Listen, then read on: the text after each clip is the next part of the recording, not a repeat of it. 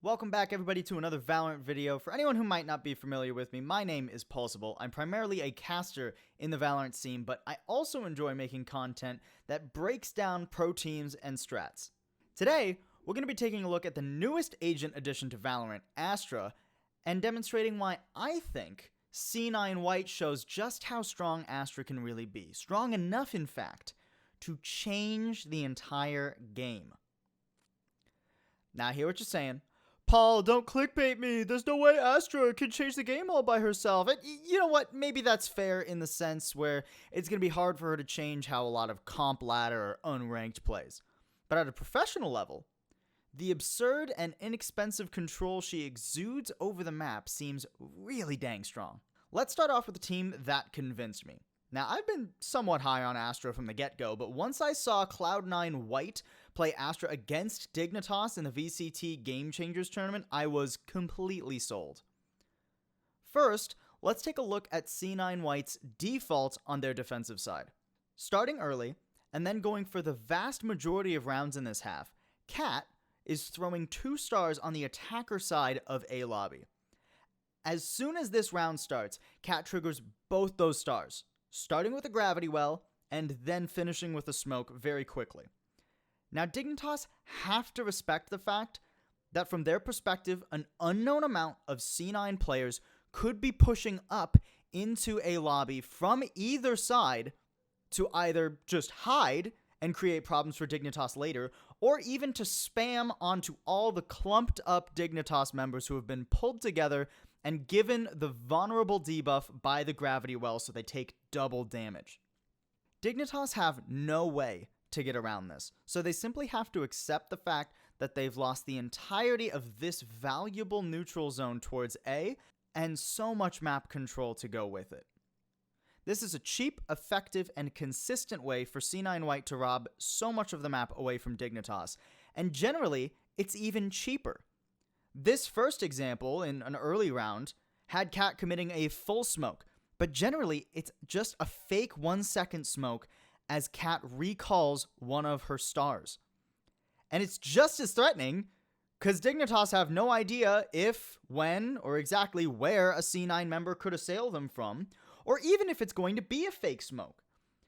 And after a few rounds, when Dignitas are conditioned to A lobby just being off limits for the first few seconds of a round, Cat can just recall both stars, getting the spot regardless. At most, on any given round, C9 are committing 200 credits, and at best, this setup is absolutely free, and either way, it gets them control of basically half of the map.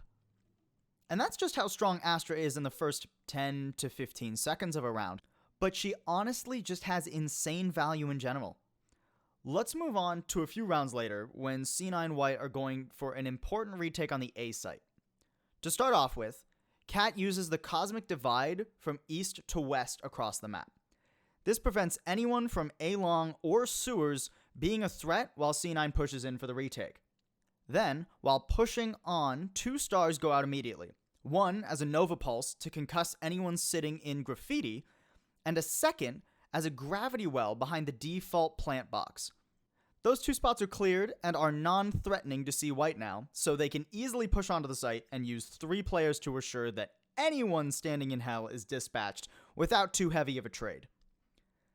Astra's utility basically takes full control of the site, and then C9 just get an easy defuse. And these are just a few of the more consistent things that I noticed from one pretty dominant map.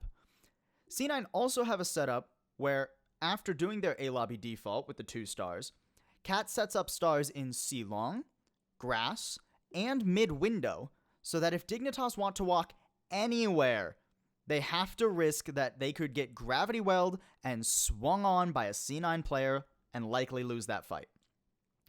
Admittedly, this does happen in a round where Dignitas are on eco, so there's some debate to be had about how valuable that might be against a full gun round, where Dignitas could more effectively trade out an aggressive swing from C9, but still.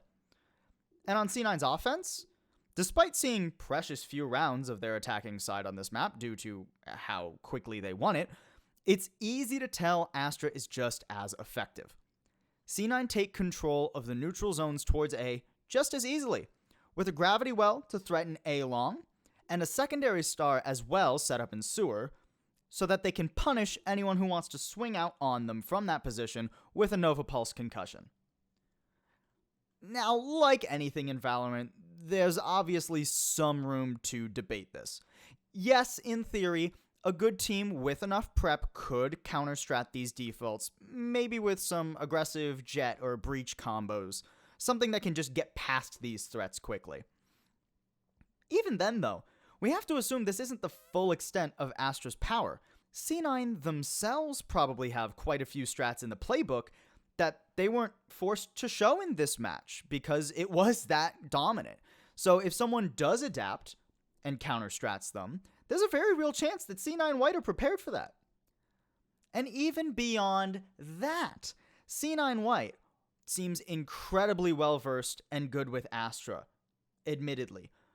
But each and every agent has evolved drastically over the lifespan of the game. Jet started off as an inting character, and now is one of the strongest agents in Valorant. Skye was hardly ever used, and now she's seeing legitimate play over in Europe. I'm willing to bet that because Astra can take space on a map so effectively, can easily set up for retakes, and condition the enemy team, all while it being incredibly inexpensive, that this strong performance from C9 White is just going to end up being the tip of the iceberg. Thanks for tuning in for another Valorant video, y'all. And, I mean, it's YouTube. You know the drill. If you liked it, there is in fact a button for that down below. And if you didn't, leave me a comment. Tell me what I can do better next time. Either way, make sure you subscribe here on YouTube and also follow me over on Twitter so you can catch more Valorant action.